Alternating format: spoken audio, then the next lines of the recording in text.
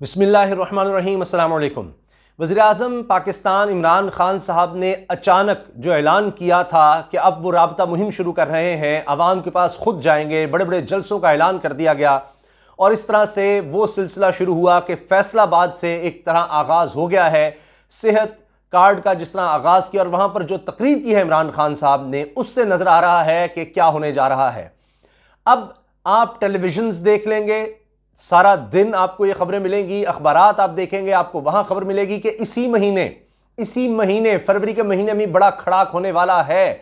Express पे ये खबर आ रही है कि जनाब शहबाज शरीफ साहब ने तैयारी पूरी कर ली है, गो अहेड ले लिया है और इसी महीने तहरीक अदम एतमाद इमरान खान के खिलाफ लाई जा रही है। ये एक बड़ी खबर है और देखिए कि किस तरह से वो ये काम करेंगे। उसमें आप देखिए जहांगीर तरीन का रोल बड़ा अहम हो गया है, उस बारे में ब्रेकिंग न्यूज़ चल रही है और यह खबर जनाब जंग जियो सामने लेकर आया है। अब आप देखें कितनी तेजी से मुलाकातें हुई हैं इत्तेहादियों से भी, अभी शहबाज शरीफ साहब काफ लीग से भी मिल रहे हैं।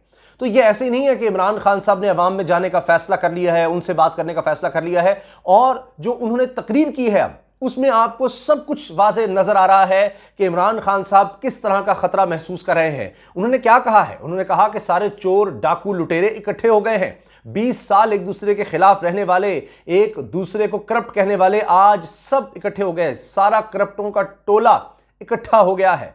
यहां तक उन्होंने कहा कि आसिफ अली जरदारी का पेट फाड़कर पैसे निकालने की बात क्या तहरीक इंसाफ ने की थी? क्या यह काम पेट फाड़ने का और पैसे निकालने का तहरीक इंसाफ ने करना था? यह तो शहबाज शरीफ ने करना था, लेकिन आज वो दोनों इकट्ठे हो गए हैं। बात क्या है? लूट खसूट का माल है जिसको बचाने के लिए इकट्ठे हुए हैं। फिर उन्होंने कहा कि नवाज शरीफ वहां पर कैसा मरीज है जो सीढ़ियां चढ़ रहा है। अब वो वीडियो भी सामने आ रही है और अच्छी खासी सीढ़ियां हैं, यानी ये नहीं कि एक मंजिल चढ़े हैं, बज़ाहिर लग रहा है कि मियां नवाज शरीफ साहब कई मंजिलें चढ़ गए सीढ़ियों के जरिए और वो भी बड़ी अच्छी खासी स्पीड में चढ़े हैं। तो वो ये कह रहे हैं इमरान खान साहब के यहाँ तो इनको खांसी आती है तो ये बाहर चले जाते हैं। फिर 13 साल हो गए एक लीडर बना हुआ है जिसको उर्दू तक कभी बोलने ही नहीं आई। उन्होंने बिलावल भुट्टो जरदारी पर बराह रास्त तनकीद की है। तो इमरान खान साहब इतने एग्रेसिव क्यों नजर आ रहे हैं? जाहिर है उनके पास भी रिपोर्ट्स आ रही हैं। क्यों उन्होंने पहले ही कह दिया था कि 3 महीने बहुत अहम है और शेख रशीद साहब कह रहे हैं अब 50 दिन रह गए हैं बाकी, ये बहुत अहम है। ये मार्च का महीना बहुत अहम कहा जा रहा था और मार्च अप्रैल की बात थी कि जनाब तब तहरीक अदम लेकर आई जाएगी और लॉन्ग मार्च किया जाएगा और उसके साथ फिर ये काम होगा।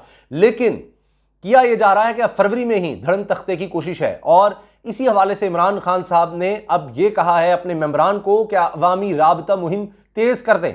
इमरान खान साहब पहले ही कह चुके हैं कि अगर मैं सड़कों पर आ गया, यानी हुकूमत गई तो फिर मैं सड़कों पर आऊंगा, कंटेनर पर आऊंगा और मैं ज्यादा खतरनाक हूंगा। अभी तो और बहुत सी मसरूफियात हैं, काम है, मैं किसी को नहीं छोड़ूंगा, इन लुटेरों को नहीं छोड़ूंगा। फिर उन्होंने कहा कि 25 साल हो गए मुझे इनके खिलाफ जिद्दोजहद करते हुए, मैं ना तो एनआरओ दूंगा और मैं इनके खिलाफ लड़ना जहाद समझता हूं, मैं इससे पीछे नहीं हटूंगा। तो वो इतनी एग्रेसिव बातें वजीर आजम होते हुए अवाम में जाकर सेहत कार्ड का मामला है उस पर बात तो कर रहे हैं, लेकिन ज्यादा फोकस इस तरफ क्यों है? ठीक है, उन्होंने कहा कि जी हमने मॉडल बनाया हुआ है, हमारे लिए जो एक तरह मंजिल है हमारी या जिसको हमने फॉलो करना है वो रियासत मदीना है और ये सेहत कार्ड सब लोगों को कभी भी, तमाम पाकिस्तानियों गरीब को हर तरह की सेहत की सहूलत नहीं मिली। तो ये उस तरफ एक कदम है, हमारे लिए आइडियल मदीना की रियासत है, हमने उस तरफ जाना है। तो वो सेहत के हवाले से बात जरूर करें, लेकिन मुसलसल उन्होंने निशाने पर क्यों रखा है इन लोगों को? फिर यह भी नोट कीजिए कि वजीर इत्तलात और नशरियात फवाद चौधरी क्या कह रहे हैं? वो कह रहे हैं कि इमरान खान साहब से जो भी अलग होगा वो सिफर हो जाएगा। अब यहां पर मैं आपको लेकर आ रहा हूं जहांगीर तरीन की तरफ। यह भी कहा फवाद चौधरी ने कि जी इत्तेहादियों की अपनी सियासत है, जो कुछ करता रहे, लेकिन जो अलग होगा इमरान खान से वो सिफर हो जाएगा और यह सब कुछ एनआरओ के लिए हो रहा है। जबकि फैसल जावेद साहब जो कि सेनेटर हैं और इमरान खान साहब के बहुत करीब हैं, वो भी सेनेट में इस एनआरओ के हवाले से बयान दे चुके हैं। ठीक है जी, एनआरओ दे देते हैं, लेकिन सब दौलत जो है वो जितनी लूटी गई है वो वापस की जाए। इस पर फिर कभी तफसील से बात करेंगे। अच्छा, अब आप देखिए कि खबर क्या सामने आ रही है, क्या कहा जा रहा है कि जहांगीर तरीन से काफ़ी अरसे से बैक चैनल पर बात हो रही है मुस्लिम लीग नून की।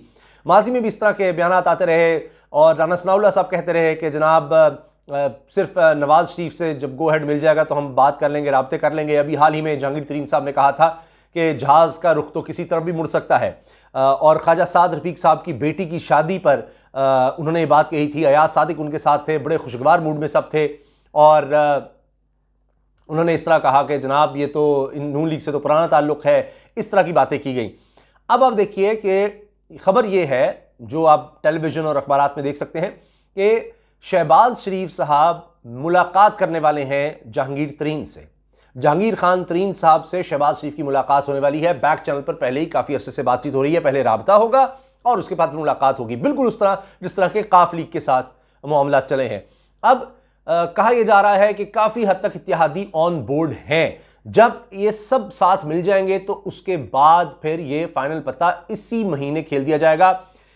इस हवाले से नवाज शरीफ साहब ने गोहेड दे दिया हुआ है और मौलाना फजलुर रहमान साहब जो हैं उनको भी सारा कुछ बताकर एतमाद में लिया जाएगा कि जी वो जो कहा जा रहा था ना कि कितने लोग हैं, नंबर गेम पूरी की जाए तो ये जी जब इस्टेब्लिशमेंट न्यूट्रल हो जाएगी तो अब शेख रशीद कह रहे हैं कि न्यूट्रल हो चुकी है।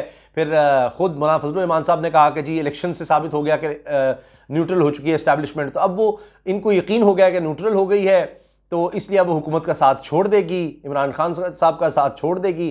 तो अब हमारे पास ये मौका है और नवंबर से पहले पहले जब नए आर्मी चीफ की तैनाती होनी है तो उससे पहले पहले हमने ये काम दिखा देना है। फिर मार्च के बाद चूंकि रमज़ान मुबारक का महीना आ जाएगा, फिर हम लेट हो जाएंगे, तो उससे पहले पहले ही हमने काम दिखाना है। अब इसमें अभी तक क्या चीज़ें तय नहीं पाई वो भी मैं अंदर की खबर आपको बता देता हूँ कि क्या अश्योरेंसेस पीपल्स पार्टी मांग रही है। जरदारी साहब के बारे में तो खुद इमरान खान साहब ने कह दिया, एक तरह से वो मान रहे हैं कि जरदारी साहब तो चेकबुक, लूटी दौलत की चेकबुक लेकर सियासतदानों को खरीदते हैं सियासतदानों को चेकबुक लेकर। तो अब इसका मतलब ये है कि इमरान खान साहब को ये बात पहुंच चुकी है कि पैसे के बलबूते पर लोग खरीदे जा सकते हैं और फिर इमरान खान साहब की हुकूमत को गिराया जा सकता है। इसलिए वो इस वक्त राबता मुहिम शुरू कर चुके हैं, अवाम में जा चुके हैं। तो आप देखिए कि फैसल वाडा के खिलाफ फैसला आ जाना ताहयात नाअहली का, और फिर अब सेनेट में एक और सीट कम हो जाना इस वजह से कि उनको डी नोटिफाई कर दिया गया, ये एक बड़ा धचका है। पहले एमक्यूएम की जो एमक्यूएम कह रहा हूँ, जो कराची में जो सीट खाली एमएनए की, यानी मेंबर कौमी असम्बली के तौर पर फैसल वाडा साहब ने इस्तीफा दिया था, वो सीट भी हाथ से जाती रही। तो इमरान खान साहब अब समझ रहे हैं कि उनके साथ क्या गेम खेली जा रही है, क्या प्लान, क्या साजिश हो रही है। वो भी अपनी तैयारी ज़रूर कर रहे हैं, लेकिन इत्तेहादियों के कुछ मसाइल हैं। मिसाल के तौर पर यह बात कि एमक्यूएम के लिए पीपल्स पार्टी के साथ चलना मसला है कि उसके बाद क्या होगा इमरान खान साहब को साइड लाइन करने के बाद। फिर पंजाब में पीपल्स पार्टी कहती है कि हमें लाया जाए, या वो कम से कम काफ लीग के चौधरी परवेज इलाही, लेकिन नून लीग किसी तौर पर पंजाब किसी को देने को तैयार नहीं है। और हत्ता कि उनको मरकज पीपल्स पार्टी की तरफ से ऑफर कर दिया गया है कि जी इमरान खान को गिराएं तो उसके बाद मरकज में आप आ जाएं, पंजाब हमारे हवाले कर दें, या हम और परवेज इलाही मिलकर यहाँ संभालेंगे, आपके काबीना में बहुत से लोग होंगे। तो नून लीग ने भी कच्ची गोलियां नहीं खेली, वो भी इसके लिए तैयार नहीं है। तो ट्रस्ट डेफिसिट है जो अब तक जहाँ पर सारा मामला रुका हुआ है। लेकिन जिस तरह कह दिया गया कि हर सूरत इमरान खान को हमने हटाना है, कुछ भी हो जाए, उस पर हम सब मुत्तफिक हैं कि इमरान खान हमें एक मिनट के लिए मजीद बर्दाश्त नहीं है। बाद में फिर देखी जाएगी क्या होता है क्या नहीं होता, लेकिन वो चीज़ें तय नहीं पा रही कि इमरान खान को माइनस करके गिराकर फिर किस तरह से आगे चला जाएगा। क्योंकि मसला ये होगा कि फिर इमरान खान साहब के हाथ में यह हथियार आ जाएगा कि उनकी हुकूमत को या उनको बतौर वज़ीर आज़म 5 साल पूरे नहीं करने दिए गए, तो वो एक मसला आ जाएगा। और फिर इतने मुश्किल हालात हैं इस वक्त आलमी सतह पर, मुआशी सतह पर, कि कौन संभालेगा। तो पहले ये फड्डा पड़ा हुआ है, लेकिन यह ज़रूर तय कर लिया गया है कि किसी भी सूरत इमरान खान कबूल नहीं है। आपकी इस बारे में क्या राय है, ज़रूर आगाह कीजिएगा। अल्लाह हाफ़िज़।